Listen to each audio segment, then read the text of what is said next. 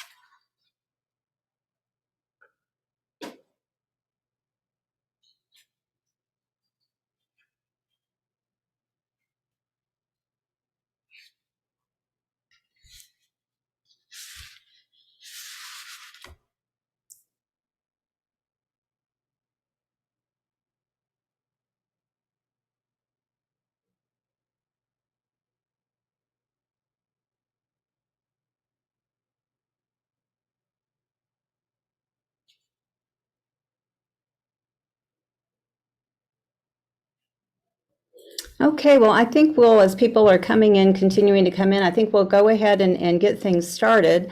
I want to welcome everyone to today's Civil Disagreement panel discussion on the topic of public safety and policing in America. I'm Ann Tebow. I'm a professor of philosophy at Santa Fe College in Gainesville, Florida. I'm the coach of the Santa Fe College's Ethics Bowl teams. I'm the SF coordinator for the Intercollegiate Civil Disagreement Partnership, and I'm also coordinator of the Santa Fe College Center for Applied Ethics and Humanities. The newly established SF Center for Applied Ethics and Humanities encourages and supports active engagement with ethics and humanities through education, research, collaboration, and active engagement with ethics and humanities in the college, community, and at the college.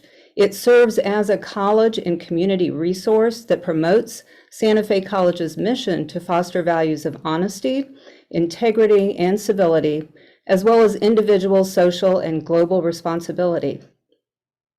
Actively working to provide opportunities for the civic, vocational, and humane development of all, SF Center for Applied Ethics and Humanities is happy and honored to be hosting today's event. On behalf of both Santa Fe College and the Intercollegiate Civil Disagreement Partnership, I want to say it's a great pleasure and privilege to welcome all of you to our discussion today. In 2019, the Edmund J. Safra Center for Ethics at Harvard University started a new series of moderated discussions called the Civil Disagreement Series. Today's discussion is part of this series. The idea behind these civil disagreement conversations is to bring together policy and subject experts who hold different political viewpoints on urgent, current issues. And the goal is to model thoughtful, reflective engagement on the tough issues being discussed, with the firm belief that we have much to learn from opposing perspectives. Today's entry in the series is on the controversial subject of public safety and policing in America. The aim of the conversation is to better understand the panelists' different positions on this issue, as well as the experiences, beliefs, and values that animate their positions. I'd also like to extend a special welcome today to our guest panelists, Romarilyn Ralston, Chuck Wexler, Alice Yaw, and Ted King, as well as the Intercollegiate Civil Disagreement Partnership Fellows. These ICDP student fellows are undergraduates from California State University, Bakersfield, Harvard University, Santa Fe College in Gainesville, Florida, Stanford University, and St. Philip's College in San Antonio, Texas. The Intercollegiate Civil Disagreement Partnership Program is committed to reducing polarization by training student leaders how to engage more productively in difficult dialogues and how to facilitate conversations among their peers across political differences.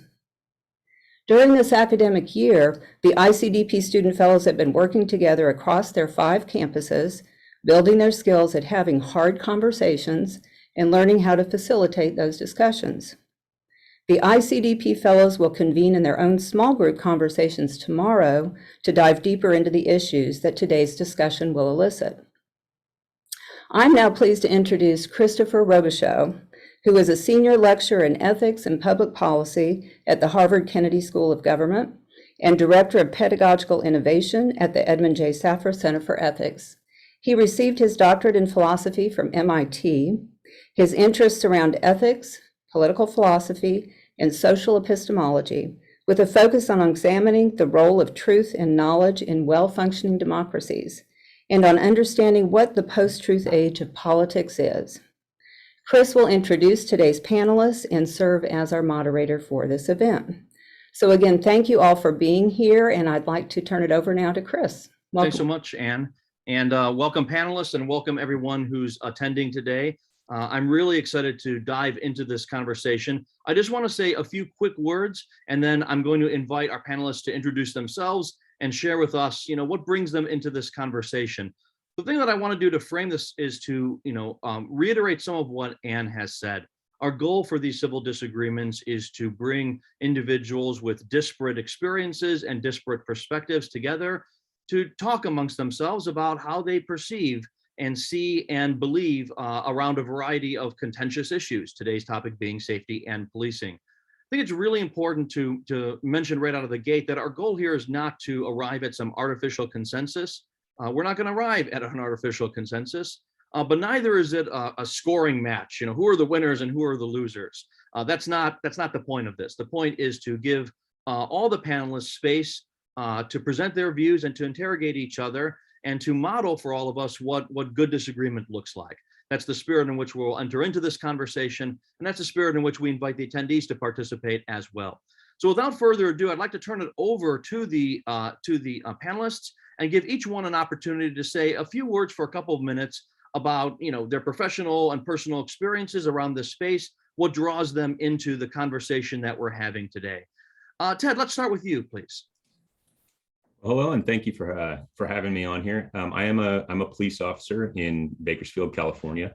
I've been a police officer here with this agency for about the last 18 years.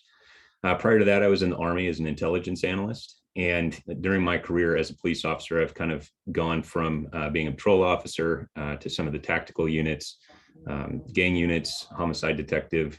And then as a supervisor, I went back to those same units, did some undercover work, and worked with the U.S. Marshals with some of their task forces, and then promoted to lieutenant a couple years ago, where now my job is not as much on the street as it is managing programs, specifically our special operations group programs. And I'm really interested in this conversation. It's a daily kind of encountering that I have where I'm talking to the community and I'm talking to our officers and trying to make sure that everybody's speaking the same language within our own community. So I'm really looking forward to this, and I appreciate the opportunity. Thanks so much, Ted, and welcome. Romarilyn, please. Thank you so much. Hi, everyone. My name is Romarilyn Ralston. I'm a Black feminist prison abolitionist with an incarceration experience, working to interrupt criminalization at the intersections of race, gender, and education. I currently serve as the program director at Cal State University Fullerton's Project Rebound program and as the chair of the CSU Project Rebound Policy and Advocacy Committee. Project Rebound supports the higher education and successful reintegration of the formerly incarcerated. And our vision is to disrupt the revolving door of mass incarceration. I earned a master's degree from Washington University in St. Louis and a bachelor's degree in gender and feminist studies from Pitzer College. I've also won a number of awards, and I currently serve as a statewide organizer for the California Coalition for Women Prisoners. And in addition to that, I sit on a number of national boards, including the Alliance for Higher Education in Prison. Thanks so much, Romarilyn, and welcome. Alice, please. Good afternoon, everyone. I'm excited to be here. My name is Alice Yao. I'm a Chicago police officer. I have 17 years on the job, and 12 of those years have been in training where I teach less lethal options, de-escalation, and use of force.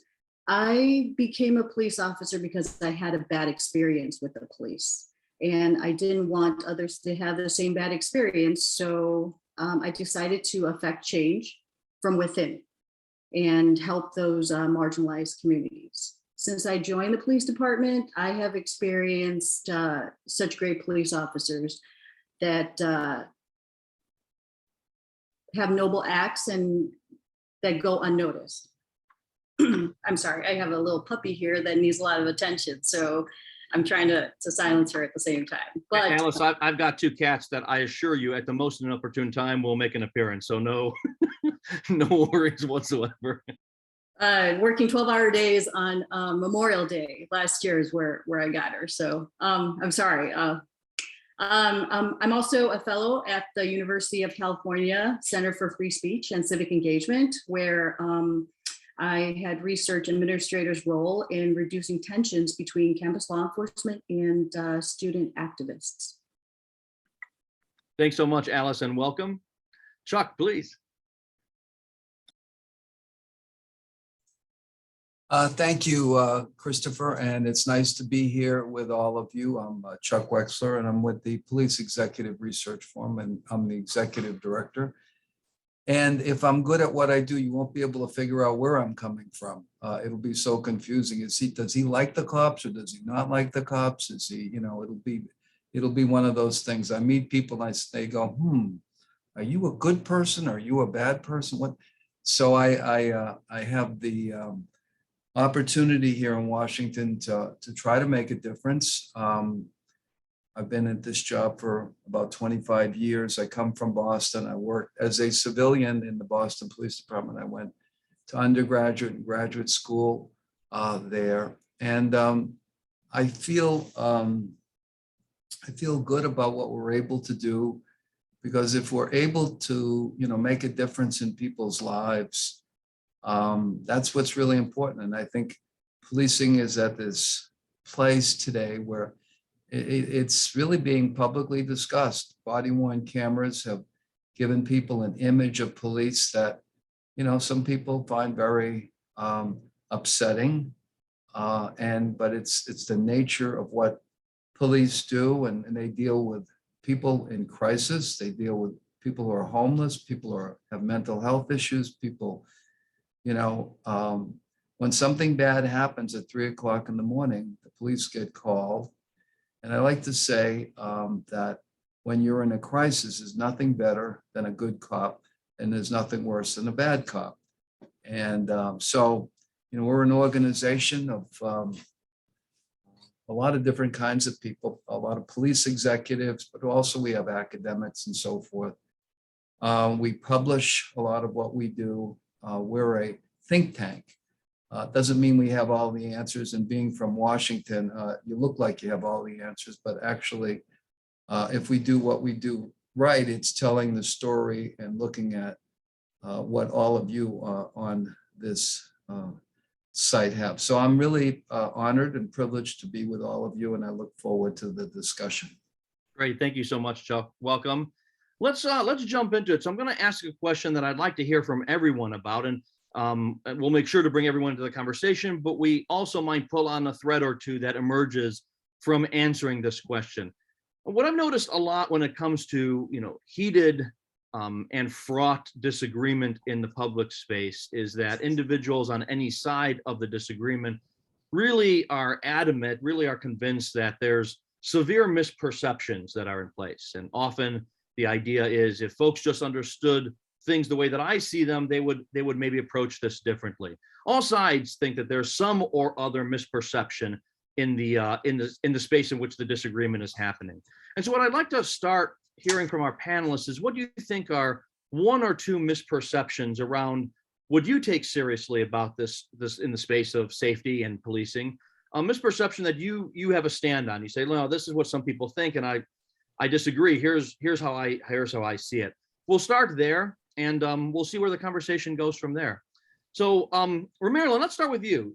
Maybe share with some of us what you think are some misperceptions in maybe the positions that you hold that you think folks should know the truth about from your standpoint.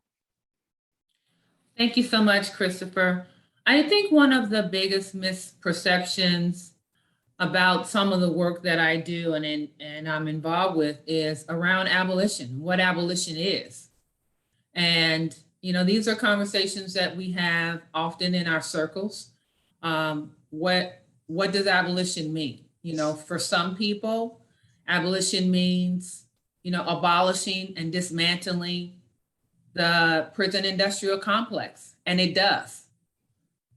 Some people think that it means releasing everyone from prison. That's not what it means. It means that we approach the prison industrial complex, policing, incarceration, from the position of how it was designed. And it was designed to be harmful to Black people. And because of its design, it cannot rehabilitate. It cannot restore people to health and wellness, that it is a harmful system. But also, as an abolitionist, and I don't think people understand this, is that we're also very focused on what it is that we want to build, what it is that we want to create once we are able to dismantle the systems of oppression that currently exist. So it's really about removing harmful systemic institutions that are within our society and building institutions that support our most vulnerable communities. And I think those are some of the misconceptions that I wrestle with and folks wrestle with around abolition. Thank you, Romerlyn. I'm going to ask our panelists in a second if they want to speak to these points. I just want a point of clarification as we do so. As I understood you, Romerlyn, when you were talking about, and you were focused on the prison industrial complex, that's what I remember you mentioning. The idea was two claims, as I understood it. One was that it is harmful to Black people, to communities of color, but also that it was designed to be such. Is that fair as your position? Correct. Right. It's fair. The system of policing and incarceration evolved out of slavery for the most part. It was around slave patrols, going out to capture runaway slaves. And policing evolved from that. And so a system that evolves from catching runaway slaves and punishing people, and then continuing down this trajectory of, continuing to incapacitate Black bodies from slavery to Jim Crow to mass incarceration. This is what we now see as a lot of the criminal legal system's position on how they treat people of color. Thank you. So I would like now an opportunity. Romerlyn could not have been a better start. You're very clear about the position, and it is controversial. And so I would love to hear from others. Ted, Alice, or Chuck, would you like to speak to some of what Romerlyn said in terms of her position on the incarceral system and the history of policing? Yeah, I don't know that I don't have any facts or anything to dispute Romerlyn. I do think that policing was probably around, especially in other countries, prior to the slave times in our own country. But that doesn't mean that we don't have problems, and that doesn't mean that some of what we have here in our country certainly probably was something that learned or at least adapted some of that as well. So it's not, I don't know that I wholeheartedly jump on board with that, but I can't contest it with any foundation of knowledge or anything like that on my own. I will say that kind of bridging from that into the misperceptions is that there's this huge focus on race and disproportionate policing practices and whatnot in the community and in the news. And it's something that we're always trying to answer, and we're always trying to provide some sort of context or rebuttal or something like that. But when it comes to the training and it comes to the interactions of all the races that work at the police department, we don't seem to have those problems inside, so and again, I can only speak for my own agency and my own experience with this agency, but it seems to be an issue that is, I don't know if there's some confirmation bias, or I don't know, if we're taking certain instances that happen across the country and applying it to everybody somewhat unequally. But it's something that I think that's one of those misperceptions, that it's just a rampant house of racism that is your local police department. And that's certainly not been my experience. And like Alice said earlier, it's amazing to come work with some of the folks that we have working here and working with at other agencies, and those people come from the community. That they're not built by your law enforcement jurisdiction. They are people from your community, and they're people that come join up, and a lot of times whatever they bring with them is something that the agency is responsible for training or I don't know, training out of them if it's a negative attribute or something that would bring embarrassment to the profession or to the job, or mistrust within the community. So I think that I don't know. I think that's where I kind of resonate with that. No, this is great, and we're already modeling what we're trying to do, because there's already some disagreement, some pretty clear disagreement here. Where Maryland's positioning here is that there's a history of racism embedded in the entire structure of policing and the carceral system. And Ted, as I understand your position, you're saying, well, there may be an overemphasis on race when it comes to modern day policing and the impact of race on police practices. This is what I'm hearing as some of the disagreement. Obviously, we're going to stay in this space for a while, but I want to make sure, Alice and Chuck, that you have an opportunity to speak to what you're hearing. Alice, do you want to continue, and then Chuck, I'll swing back around. I think I want to start off with a question. I hear what you're saying, but where do we go from here? Who can help us, and what could the solution be? Because I hear there's a lot of things that need to be fixed, and it's not a new problem. Speaking from personal experience, I didn't have a very good dealing with the police, so I decided, you know what, I'm going to change from within. I'm going to help those communities that I believe that the police are affecting. So I guess that I just have a question. Where do we go from here, and how do we change things? Is that, Alice, is that posed to Maryland? Yes. Okay, so Maryland, let me give you an opportunity to speak to that. Chuck, I've not forgotten you. I promise. I will come back. But Maryland, please. Oh, thank you for the question, Alice. I think there are a lot of scholars and abolitionists, especially Miriam Kaba, Ruthie Wilson Gilmore, Angela Davis, Andrea Ritchie, who talk about community accountability when it comes to public safety, involving the community in protecting its own neighbors, and how do we do that? Lots of individuals are trained within our communities in different professions, but our instinct, the way that we've been conditioned in America to respond to harm, and is to call the police. And I think there needs to be training, more support around community accountability and supporting folks in our own neighborhoods who may be in crisis, who are experiencing trauma, and that's really how we produce healthier communities. I think that what has been said already is that the police are doing jobs that they're not trained to do. They're not mental health professionals. They're not drug counselors.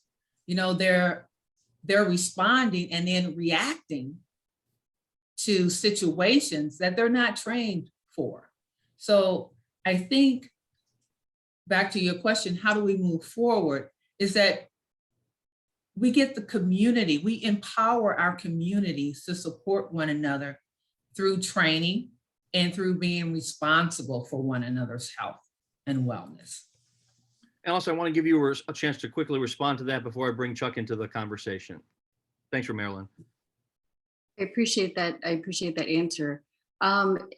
It seems that training is the solution for what people think a lot of things. And a police officer lives in part of the community, and they are part of the change. And yes, they might not be counselors, even though in Chicago, I could say that we get a full week's worth of CIT training to deal with people in crisis. We get lots of training to deal with the homeless, and I think some groups that you had listed earlier. So I'm not quite sure training is exactly the answer. Maybe educating the public on what kind of training and when to call the police, because there's a lot of times the police are called outside of their scope. It might be a civil situation between landlord tenant and the police are involved. So maybe educating the public instead of just training officers and community people. I agree. There needs to be massive education. And I think we have that. But we've also been conditioned for decades, if not centuries, to rely on a certain person to come in and solve our disputes, to solve our problems, to fight the bad guys, to intervene in squabbles. And so there needs to be this kind of unlearning, this retraining, this education that, yes, needs to happen. Chuck, you've been so patient. Thank you. I'm loving this exchange. You have a lot to work with, Chuck. It can be another misperception. It can be responses to some of what you've heard already. Please, the floor is yours. Well, I think, sometimes what you hear today in terms of police reform is the police are being asked to do too much. And actually, I disagree with that because, as Ted would tell you, 80% of what the police do is service related. Only 20% of it is really, enforcing laws and so forth. So I like it if I'm, have a police department and people want to call when they see a homeless person at 3 o'clock in the morning and they're concerned about them. Who do they call? I mean, they can't call a social service agency because no one's around. So they call the police. And if you have a good police officer that responds and sees this person and engages in a conversation with them and finds out that, they've run away from home, and they're 2,000 miles away, and that cop has a cell phone and he says, when's the last time you spoke to your parents, and hits that number in and gets a mother or father on the phone, then that cop is, has solved something. So I don't want to get cops out of the homeless issue. I don't want to get cops out of the mental health issue, because many calls you go on, you don't know whether someone, is in crisis until you talk to them. So I think that having, well-trained, well-selected, well-supervised, and paying cops really, as well as they can, they become problem solvers. I think the misperception, back to your original question, Chris, about policing is, and we wrote the guidelines for the Justice Department on body-worn cameras. So I think what the American people see now is they see that scene on the nightly news in which the anchorman says the scenes you're about to see are unpleasant to watch. I mean, so that is the vision of American policing. And it is a part of policing that, is probably the most challenging. Use of force is a defining issue for policing today. We've written guidelines on use of force. They were very controversial 5 years ago. They're not today. But I think, when we talk about, issues of the police and what they should do, I think it's a mistake to say the problem is that they do too much. No, the problem is the kind of cops you get, how you select them, how you train them. Now, when we talk about issues of race, you can't talk about issues in America and try to understand them without talking about race. Race is an issue in this country. What happens with the police is, because they're dealing in communities, a lot of disadvantaged communities, they inherently have to deal with the issue of race and fairness and how you treat people. What's interesting about the police, in defense of the police, because they have engaged in racism. There are racist cops. Whether or not they're racist organizations is a different question. But when you think about, issues of race, what police departments have tried to do is teach their officers implicit bias, or diversify their force, or, identify, leaders for the future. And you kind of look at other institutions in society and you say to them, have other institutions tried to make a difference on the issue of race. Let's face it, the police have a lot to do, but at least as an institution, seems to me to be ways, that American police are trying to deal with it. Now they're looking at traffic stops and they're analyzing traffic stops and they're saying, why are the police stopping in this area? Why are the police stopping at this disparate number of people of one race versus another? Those are the kind of questions that are being asked. So it's as though this institution is being challenged with issues of race, but in a way that I think it's making at least police chiefs that I know much more willing to confront issues that other institutions haven't. Thanks so much for that, Chuck. Marilyn, I'd like to bring you back in on this because I'm starting to see a back and forth that's interesting. What I'm hearing, at least from some folks, is an acknowledgement of bias, acknowledgement of problems, and acknowledgement of these things. But then one set of solutions is, but better education of the public in combination with better training of police officers will go a long ways towards addressing some of these concerns. And Chuck, to sort of channel what I'm hearing from you saying, so keep police officers responding to some of these things that they are currently being asked to respond to.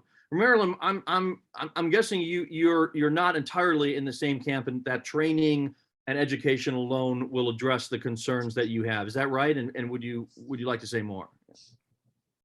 You're right.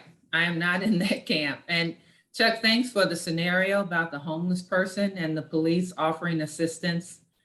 That was a very sweet analogy, but usually it doesn't happen that way. Either the person that's being called on by the police will take off running, or something else. Very seldom, when it's 3 o'clock in the morning and someone is approached by a police officer, especially if they're homeless, is just going to show them their ID. They're not going to have identification most of the time. They won't have an address. There's going to be a lot more to that homeless person going on in their life than them just complying with a police officer and having everything that they need. So I think the scenario is highly unlikely to happen in most communities at 3 a.m. in the morning with a homeless individual. So I just think that if at 3 o'clock in the morning, someone calls 911, there should be, it's like hotlines that exist. There's crisis counselors that should be available around the clock. We're talking about reimagining policing and law enforcement so that all of the calls aren't channeled to a patrol sergeant or someone on the graveyard shift to intervene. Someone who's trained to deal with the homeless person, who can find them shelter, who knows where shelters are. If it's someone kicking from drug use or a drug overdose, that they know how to get them to the hospital and et cetera. So it's those kinds of situations that I'm talking about when I say police are doing too many things. I understand what you're saying, and I certainly understand the example I gave is the best case, right? It's not the worst case. I mean, there are some cops that when that homeless person is there, they'll kick them in the shoes and tell them, get up, buddy, walk on. I'm not disagreeing that's it, but I guess I would say to you, in defense of the good cop, right? That's what I would expect, And instead of just moving this person from point A to point B, the good cop looks at this person, tries to understand what's going on. And I don't disagree with you if there's someone, in the dispatch center at 3 o'clock in the morning that can take that call that, specializes in dealing with the homeless. I don't take that away. That's just not the reality in America today. That's just not the reality. But you see, I think, again, in defense of the good cop, not the bad cop, today, when we have a fentanyl epidemic, today cops are equipped with naloxone. And so when someone's overdosing on fentanyl, the fact that, you have in cities, Philadelphia and Washington here, and I think Chicago, but I'm not sure. You have officers equipped with naloxone. Or when we had, the COVID epidemic, we covered that every day for 120 days. We interviewed people all over. And, it would be cops that would be asked to be problem solvers and in dealing with people in elderly places that didn't have food and bringing food. I guess I look at this glass as half full and to say, when some emergency happens, when you have, the World Trade Center is blowing up on 9/11/01, and you have cops running into the building or firefighters. I mean, that's the part of this story that I think about why I do what I do, because I think that they are there as problem solvers in situations that no one else in society really can respond to. When someone's on the side of the road and they're having a heart attack or something, who stops to help them? So I think, it's part of policing in a democratic society that, it's very decentralized. We don't have any standards. We have 18,000 police departments, and therein lies the problem. Very uneven. There are people who don't know who we are, and not that they should, but we've developed these guidelines. We've developed, guidelines on all sorts of areas, pursuit driving, different things. And there are people who have never seen that. There's no national standards. So you have very uneven performance. So I want to bring, thanks to that, Chuck. This is a great exchange. I want to turn to our two officers here for a perspective. And maybe a way into this is, what we've been going back and forth with now, which I really have enjoyed, is like, are we calling on the police to do too much? Are we opening it up for abuse? That is what I'm hearing, Marilyn, some of what you're saying is that some of these things should not be done by the police. Chuck, what I hear you saying is, yeah, but who else is going to be doing it? But Ted, this is coming to you first. Another concern that a lot of folks have that I just want to sort of name is, let's talk about the scenarios in which pretty much everyone would at least think that the reasonable first call is to the police, in which there is, by that I mean when there's, let's say, a clear aggression going on of some form or other. The stakes are high on both sides here, right? The stakes are high for police officers because they're putting themselves in harm's way. Stakes are high on the other side because police officers are the ones with guns, and sometimes they're the only ones, but sometimes it's both. Ted, I guess what I'm trying to turn to you and ask is, how do you wrestle with the enormous responsibility that comes with this? Do you think that there's sufficient training to use force cautiously under the conditions in which you are asked to use force? Is there rooms for improvement here? Are you more or less getting it right on your view? So I'm thinking of high stress situations. I hope I'm being clear on the sorts of scenarios I'm imagining, and I will invite others to speak to this as well. But Ted, please first. Yeah, absolutely. And thank you. Well, there's a lot here. So when an officer is responding to a crime in progress, they're doing so with all the tools that they normally have, which would include less lethal options, their decision-making ability, their command presence, and lethal options as well.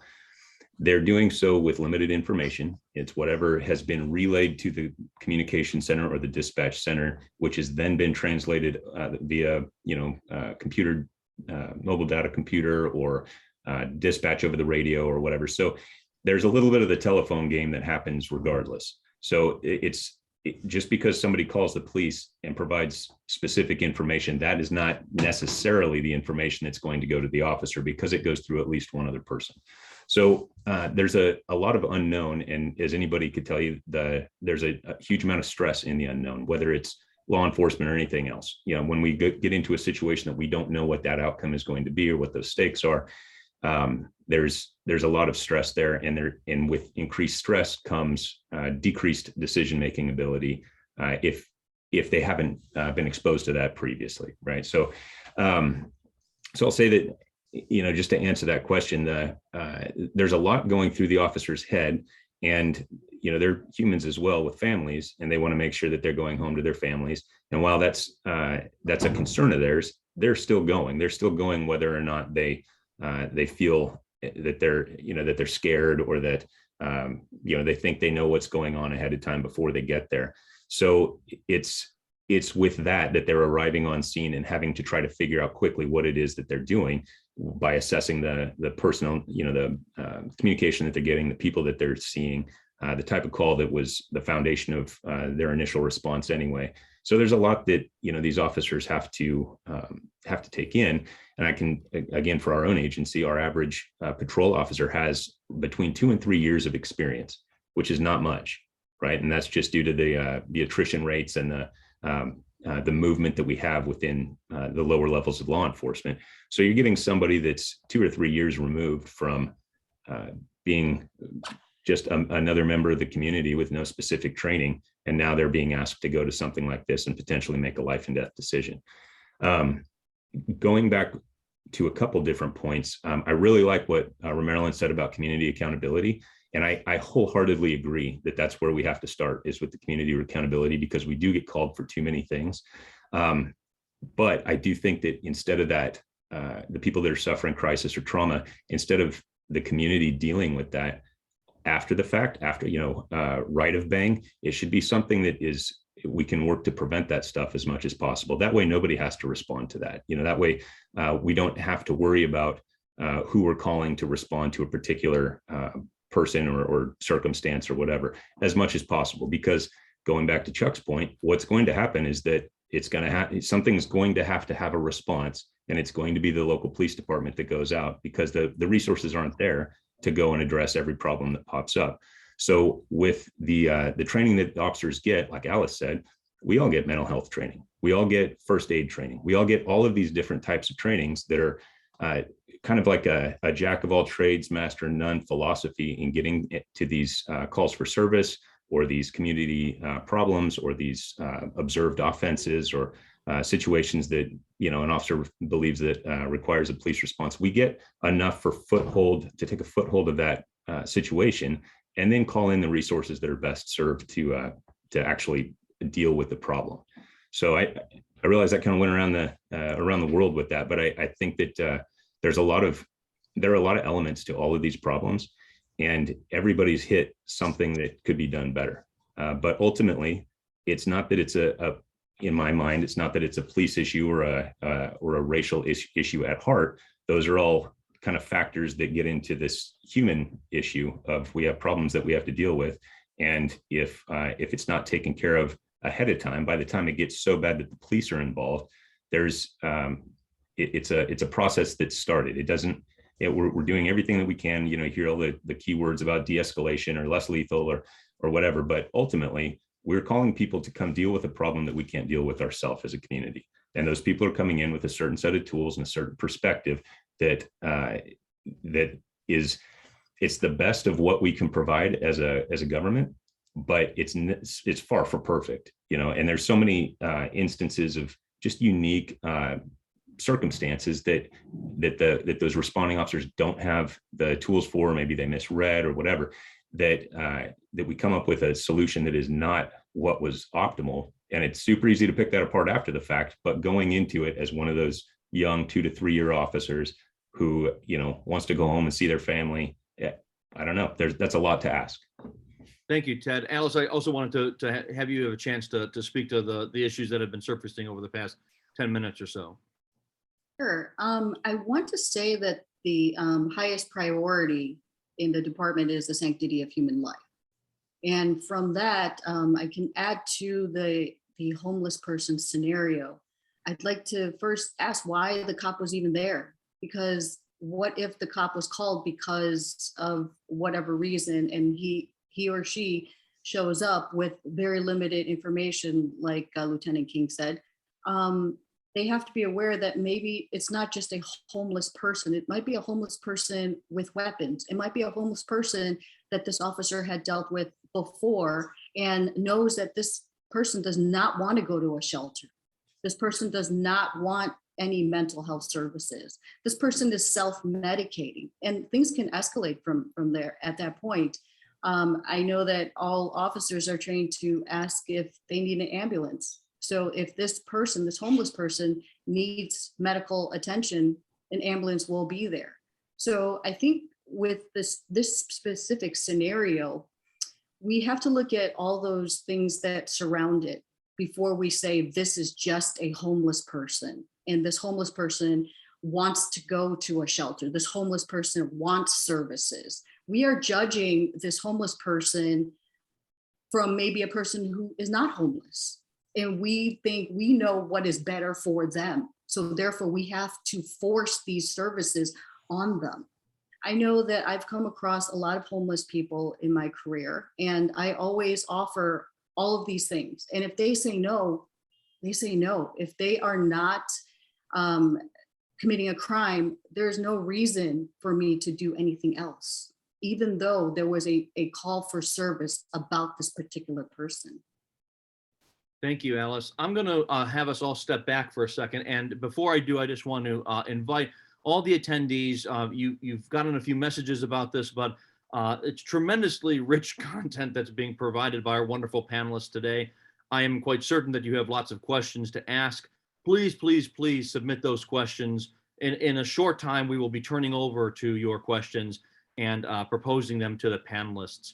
Panelists, while that's happening and while folks are gathering their questions, I'd like us to step back. This has been really informative and in some sense in the weeds in the best of ways about how to imagine a case and how to deal with it. But I'm sure many of the folks attending, I'm sure many folks in general would like us to step back from it. And I'm going to ask you to speculate a little bit, but I'll start with an anecdote from myself. And I live in two worlds. I teach in Cambridge, Massachusetts, but I was born and raised in rural Northeast Ohio, and I still have my family home there. So I live in both places, and it really is a tale of two cities. And if in Cambridge, Massachusetts, I can't go very far without seeing a sign on the yard or a flag being flown that says Black Lives Matter. And in my small town of rural Ohio, I can't go very far without seeing American flag with the blue stripe. And our discourse which is a pro police flag, right? I think everyone knows that. What frustrates me a little bit is we've reached a point in American discourse where where I feel as though we're at the bumper sticker phase, which is what I describe it, which is, do you have the Black Lives Matters bumper sticker, or do you have the blue stripe bumper sticker? Is that the flag that you're putting up, or is the other? And what I'd like you to share your thoughts on is there room for the person who wants to fly both flags or put both bumper stickers in? That's one way to imagine it. Is there room to make some progress together, or are we hopelessly entrenched? And the ideas might be yes. I mean, this is about civil disagreement, so I'm not looking for fake agreement here, right? I'm really sort of asking you to speak a little bit to what you think the division lines here are, and the places where you can imagine some agreement, and just as importantly for our purposes, the places where you think there's going to be some real disagreement between these positions that needs to be taken seriously. I don't know if any of you would like to start with that. I know that that's asking you to think a lot, but that is a lived reality for a lot of folks, and it is the imagination of the American people. So who would like to take a first move on this? Otherwise, I'll call. What's that? So there's a lot there. I think that, from my personal perspective, of course, all lives matter. The Black Lives Matter, support the police, do all that stuff. I think that the problem in the divisiveness comes in with the people who relate primarily to one or the other, and they're kind of this polarized situation that fail to look at what the other side is saying, and that goes for both sides. That's not a police side or a black side or anything like that. I think that that's just kind of the way that we've seemed to have gone, especially it seems to just be going faster and faster that direction, to be honest, over the last few years. But the time where we start having to say that this group matters or that group matters it's pretty sad to have to say that. It should be something that we are able to respect everybody, and we come together on situations like this where we have different opinions, and that's okay. There's nothing wrong with that. We can all be friends even if we have different opinions, and even if some of those different opinions are not overcome, we can still get by. And I think it's important to focus on that end result where what we all want is a safe place to be able to raise our kids, and we want to be able to go to the store or go to the park or go to the wherever without having to worry about crime. And that's not a police thing. I mean, I'm a parent and a member of this community as well. I'm sure that all the panelists would agree that's what it is that we're looking for. How we go about doing it is there's always going to be debate there. So just my 2 cents. Thanks, Ted. Romarilyn, would you like to jump in on this? Sure. I'm going to quote Ruthie Wilson Gilmore. She says, "Where life is precious, life is precious. All life is precious." And Alice said that, the number one priority of the police department is the sanctity of life. I've heard Ted say a number of times, that police officer wants to go home that night. Well, where life is precious, whether it's the homeless person, the police officer, big mama on the corner, whoever it is, their life is precious. And I think that's what we need to focus on, not just the sanctity of life, but the preciousness of life, and treat each other accordingly. Unfortunately, in America, there are systems that don't treat us all as if we are precious. This is the problem. And I think this is where this discussion really needs to go. Who decides what's criminal? Who decides what's a crime? Who decides who is criminalized and who's suspect? And so it's all of these things that I think have set us up to have these binaries and these groupings of people saying that their lives are important too. All life is important. So a quick follow-up on that, because I think it puts you nicely in conversation with something that Chuck said earlier, and then Chuck, I'd like to respond. So as I'm hearing you, Romarilyn, you're inviting us to sort of take a step back and looking at a system and the systemic issues that are a part of it. And that seems to be somewhat in contrast with what Chuck was saying earlier between the good cops and the bad cops. And Romarilyn, I'm going to ask you to speak to this, and then Chuck, I'm going to ask you to speak to it. So again, speaking about perceptions, there's a theory of what goes on when police violence happens in a way that many of us in society deem as inappropriate. And for some people, like I imagine, Chuck, I don't want to put words in your mouth, but riffing off of what you said, you might say, well, that's a bad cop. That's someone who was not trained well. That's someone who did not follow protocol. That's a bad cop. Romarilyn, I hear you saying is that, well, maybe that is a bad cop, but the issue isn't just finding the bad cops. There's something more systemic that needs to be addressed. Is that right? And if so, what are some of your thoughts about what those systemic issues are that might be also playing a role in not treating everyone as precious, to use your words? Yes, I think that's right. Systemically, over the decade, Black people just got the right to vote in 1965. And so when we look at the way that America has disenfranchised Black people over and over and over again, from redlining to segregation, to voting rights, to incarceration, to Jim Crow laws, convict leasing, slavery. I mean, we can go back or we can go forward. And what we tend to see over and over and over again is that it is Black bodies, brown bodies, that are the ones who are taking the brunt of these discriminations. Now, we can look at gender, we can look at women, we can look at trans folks, gender non-conforming, we can look at poor people.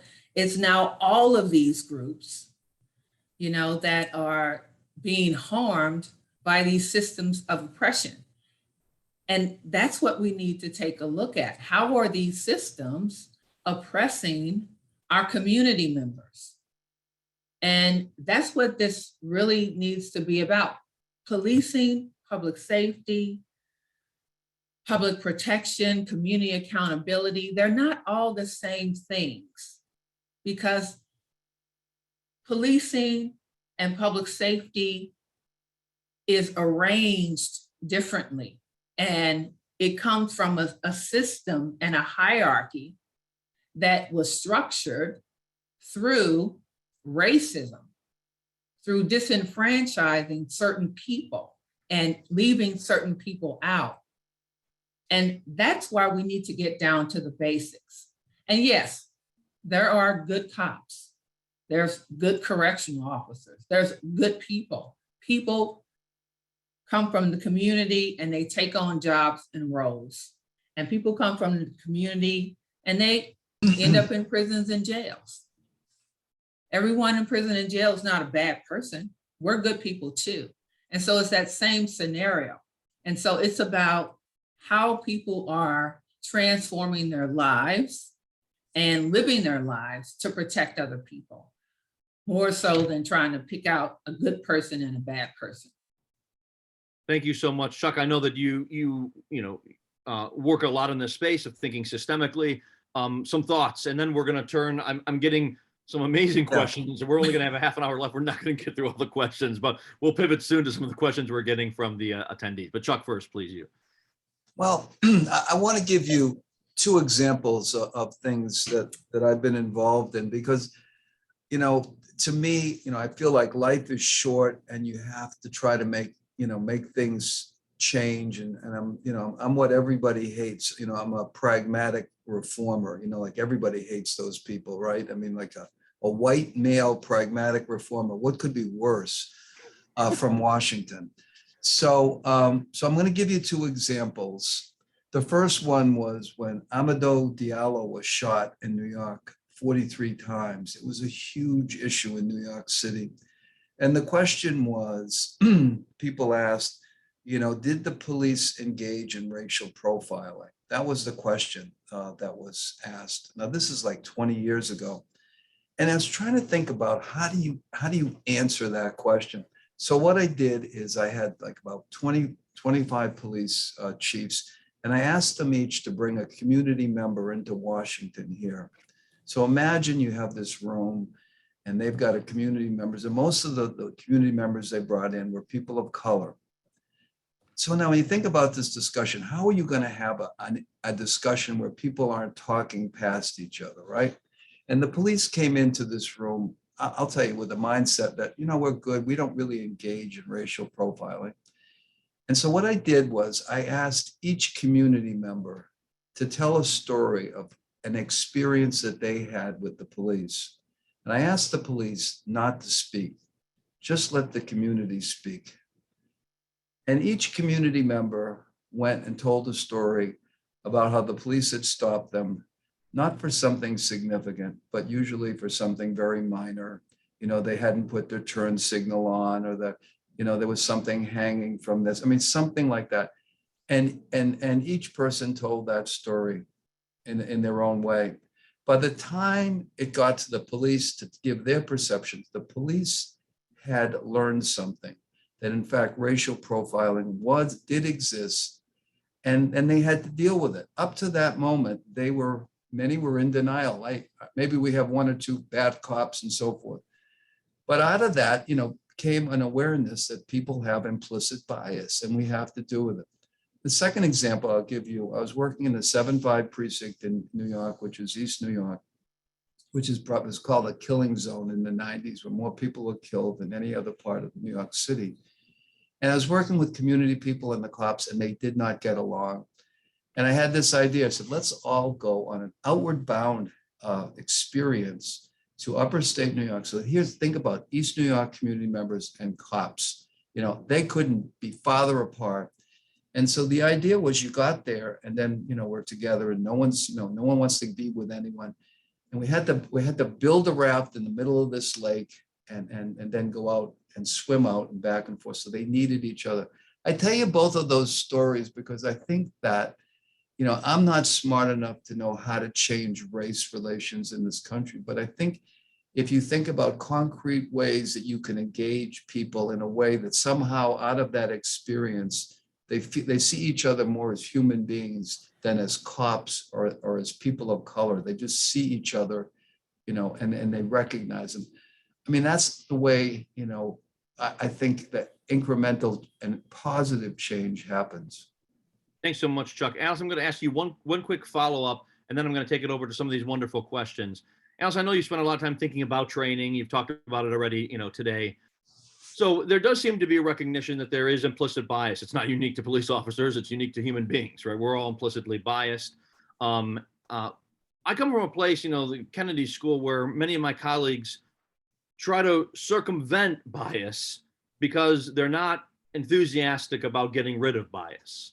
And so they'll try to develop nudges or other sorts of things that help us achieve good ends, recognizing that biases are really, really hard to get rid of, even when you recognize that you have a bias. How confident are you of the training, Alice, that police officers receive, that the training can succeed in? Is the training aimed at debiasing? Is the training aimed at getting to a good place, even if the bias remains? I think this is just a question that a lot of folks have, which is if we all agree, maybe we don't, but if we all agree that there is implicit bias, maybe we disagree about what to do about it. So maybe you can share some thoughts about what you think ought to be done about it, and the training that exists, and if it's good, or if it can be better.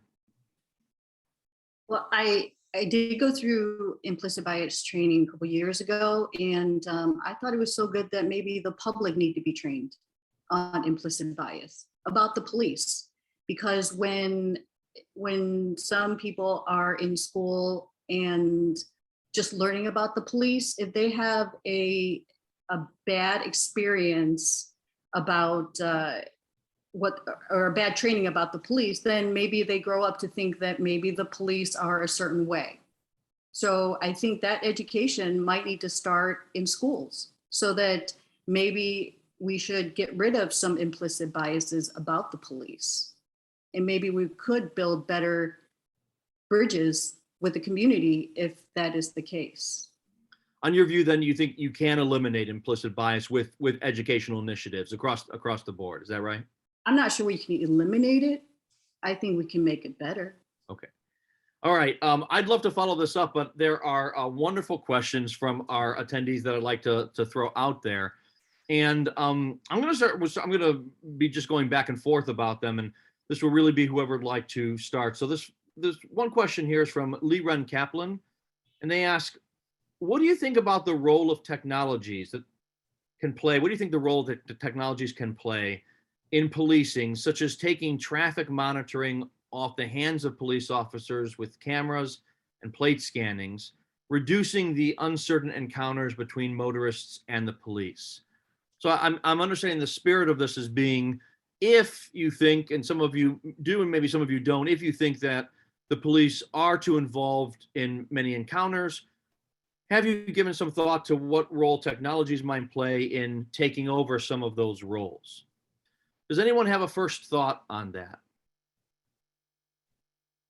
So I think that's an interesting question. We in law enforcement try to use technology to the best of our ability and within our budget constraints to enforce better, to show better transparency and all of that. It's interesting. I lived in England for a couple of years, and they have traffic cameras over there. And you know what happens in between every traffic camera? About 120 miles an hour. So it's something that it's a great idea, and it could be done better, I'm sure. But I don't think that we're there yet. And I don't know that without people taking accountability for their own actions, that it's going to be something that's actually solved, whether it's technology or an officer stopping a car or anything, because ultimately, if a person's going to do something that is against the law or against the rules or the social norms or whatever, that's their choice. And how we deal with it, there's all sorts of options for that. Thanks, Ted. Someone else like to speak to this? Well, I mean, I think it raises the whole issue of, why do you have traffic stops? What is the purpose of a traffic stop? And I think police are rethinking that. Some of the worst, use of force encounters are over relatively minor things. And, so I know in Los Angeles and cities around the country, they're rethinking it. But I'm going to go speak in Minneapolis in a few weeks. And there's two individuals I've known for a long time. They have a program, Lights Out.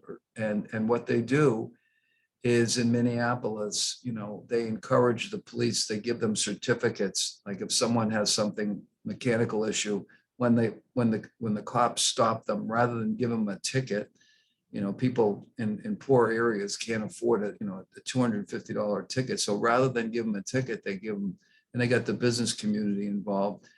They give them a certificate that they can go get it fixed. So, well, why are the police doing that? Well, sometimes engaging with the community, trying to build trust. I mean, that's the number one issue in policing right now, regaining public trust. So are there opportunities, to, when you do a traffic stop and someone's, something's wrong with their car, or and you give them something and you engage in them. I think that's good. I mean, now, could technology play a role? I think we're already seeing that now with red light cameras and so forth. But I don't think the issue, look, technology can play a role. Certainly we have license plate readers, we have body-worn cameras, we have, ways to GPS, we can put areas, that there's been a lot of crime, and you can try to, identify, what's happening in that area. I don't think technology can fix the human issue of engaging with community, of rebuilding trust. I think you need to have, opportunities where, one of the things I'd be interested in Romerland's thoughts on this. I see some of the best opportunities is when community members go on ride-alongs. Just that opportunity to see what the police do, to learn, to engage, to ask questions. I think that's, I don't know how much that happens anymore. But I guess I'm the opposite, Christopher, of that technology is going to fix a human issue. I think the issue is, how do we identify people of character with goodwill to become the police of the future? I think I said this on our pre-call. When I've spoken at Princeton, Harvard, and different places, and after I finish speaking, I'll always say, "Hey, how many of you, want to be a cop someday?" And I'll be lucky if one or two people raise their hands. And how do we get, and by the way, it's not that people from Princeton or Harvard or wherever, are going to be better cops. That's not the issue. I don't think they would be. The issue is, how do we get a broader group of people who really care about the community, who are change agents, who don't want to incarcerate every person, who want to give people a break? How do we get them? How do we get the right people in these jobs? Today, we've done surveys, hiring cops has never been harder. People don't want to be cops anymore. I mean, the risk factor, and you have people retiring at a younger age, resigning at age. So the workforce is shrinking. Who are going to be the police officers of the future, or teachers for that matter? So I think, we're at a pivotal moment in the country where, the questions that you're raising, legitimate questions, are good. But how are we going to get people to want to take on these really important responsibilities? That's the challenge. Romerland, I wanted you to jump in on this answer to Chuck's question, if you've done a ride along, and I have a follow-up myself with you, Romerland, but did you want to speak to that first? Thanks, Chuck. Sure. No, I've never done a ride along, but I have been in the back of a police car. I will say that most police departments have either some type of citizens academy or some way for citizens to learn about the training inside the police department. When I lived in St. Louis, I signed up for the St. Louis Citizens Police Academy because I wanted to know, how they do policing. It was, 2015, right after Michael Brown was killed, and I was a volunteer with the Ferguson department. I wanted to know, why these things keep happening in Black communities. But you learn a little bit about the technology. You get to see the inside of the police station, and you see the different systems that they're using to surveil communities, and the red light traffic cams and all of that. But you don't really get into the nitty gritty. And I think to Alice's point of why she joined the police department, those closest to the problem are closest to the solution. So maybe if we are going to reimagine policing, we need to reimagine public safety and who provides that safety. No, there's qualifications to be officers, to be teachers, to be doctors, but it's compassion and passion and lived experience sometimes that makes you a better professional. So if we really want to reimagine policing, just like you have that community meeting with those 25 police chiefs, and you brought in the community to share their stories, then let's bring in the community to reimagine policing and law enforcement and build into that more community accountability and expand on what these citizen academies can actually do and look like. Because if the community is not involved in their own safety, they will be harmed. And so, you know, it all gets back to when I was young in St. Louis, police officers, we knew their names when they came down the street. They waved at us. They turned on the fire hydrants in the summertime so that little Black kids can play in the street. You know, there was a knowing. You knew who they were. There's nothing but fear now. And I think things changed when police officers were no longer community members. And so I think that's some of the problem, but also I think there's this continuing problem of othering other people that exist within law enforcement. Well, Marilyn, thank you so much.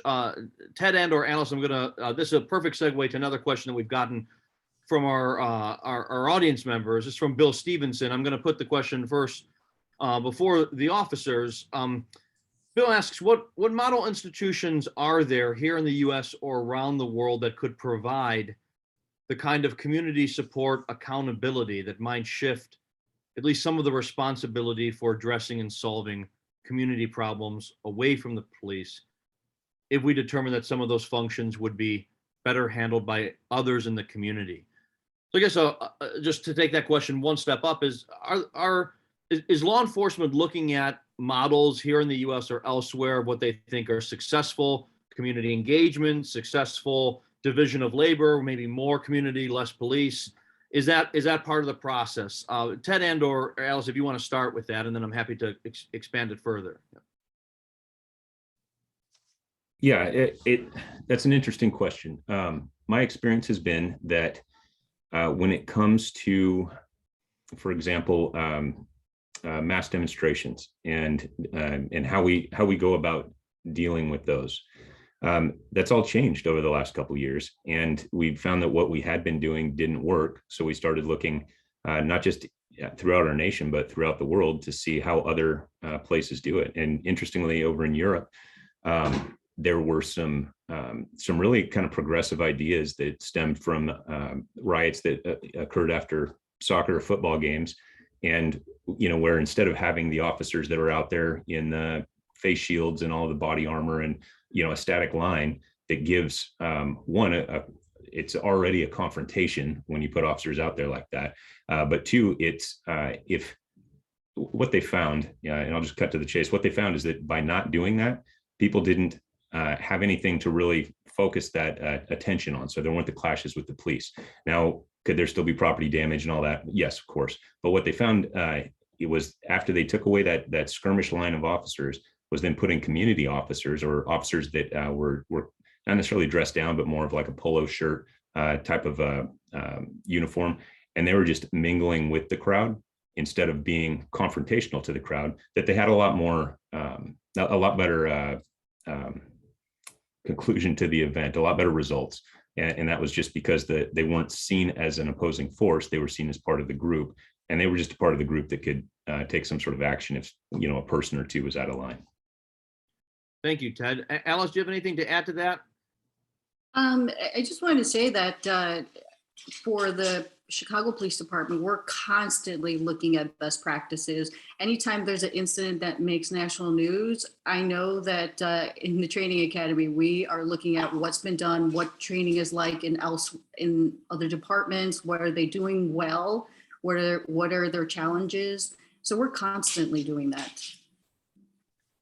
Romarilyn, thank you very much, Alice. Romarilyn, circle back with you, and then I'm going to bring in another question, and Chuck, it's going to go to you first. But Romarilyn, as an advocate for change, do you have places to point folks to and say, look at how it's being done here, look at how it's being done here, whether in the country or outside of it? This is what I'm talking about.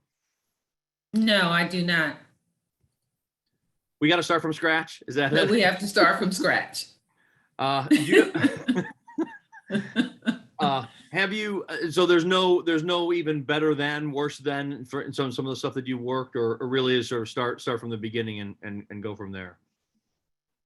Well, that's the conversation around reforms and abolition. And so we don't want to just put Band-Aids on systems that don't work. We want to dismantle those systems and create and build a system that we build together that we know works for all. So that's a great point of difference between reform from within and changing it and looking at best practices elsewhere and saying, no, start from scratch. Let's raise it and bring it, back bring it back in a different way completely.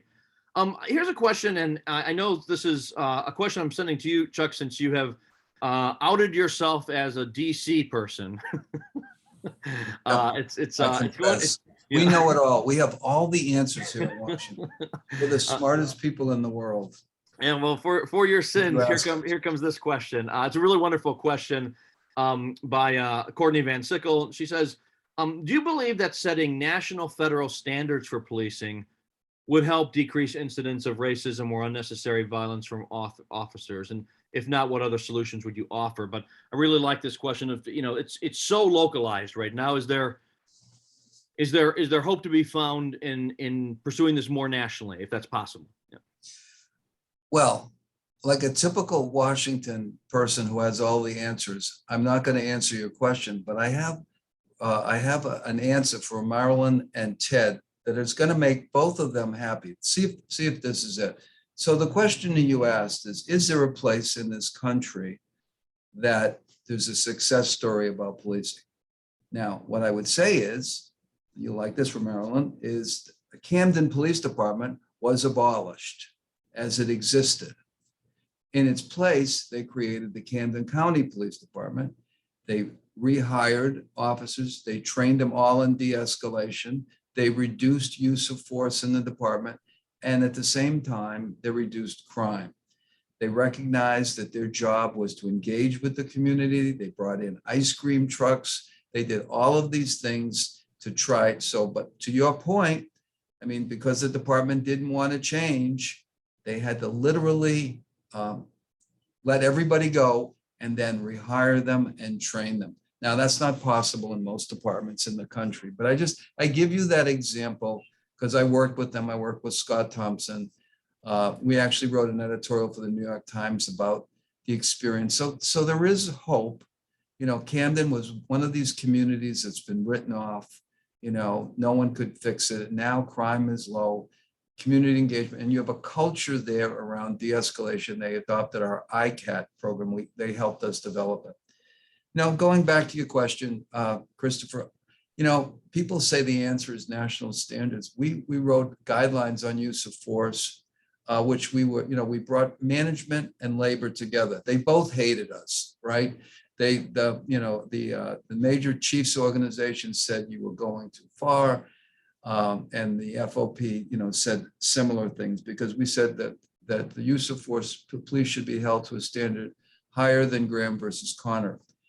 And by that, you need to train people differently in terms of de-escalation. And that's what we said. I think, standards for the country would be a good way to be thinking about it. The problem is that the issues, say, for example, in Chicago, are a lot different than rural communities in this country. That's the problem with 18,000 police departments. It's hard to know. There are a Commission on Accreditation. They do have standards. Interestingly enough, if you look at that, departments can be accredited, necessary, but they're not dealing with some of the more difficult issues, sufficient. So necessary, but not sufficient. So we do have that. I think we need a fundamental rethinking of police. And I do believe, and with all due respect, Alice, I know the Chicago Police Department. I've worked there, I'm well known in the Chicago Police Department.